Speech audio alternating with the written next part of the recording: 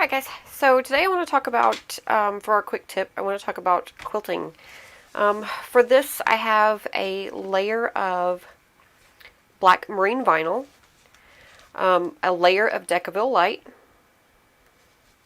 and then a layer of foam. Now I'm using headliner foam. I don't have a problem with it. I've never had a problem with it. It is a little softer, I think, structure-wise than your usual foams. But I'm going to show you a couple of different ways that you can mark out your quilting lines. So for this one, and you see me rubbing my fingers, it's because it's sticky. And I'm going to tell you why. I used masking tape for this. And I think I grabbed an old roll, and the adhesive didn't come off cleanly when I was pulling the tape off. And I ended up with pieces that were stuck next to the stitching.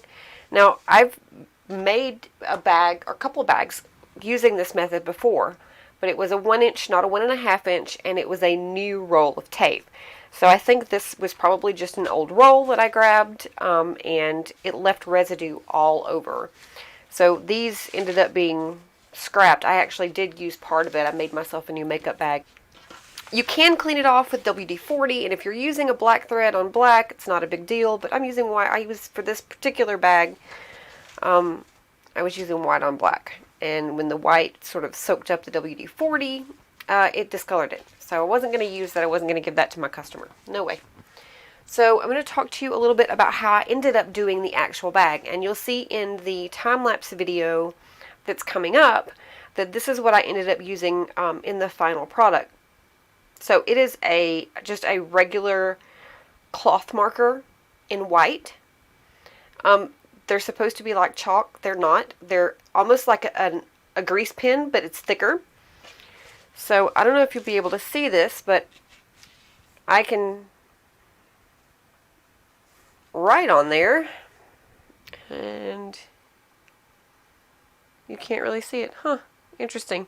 You'll see in the video clip coming up, it's going to be a time lapse of me working on the quilting of the final bag.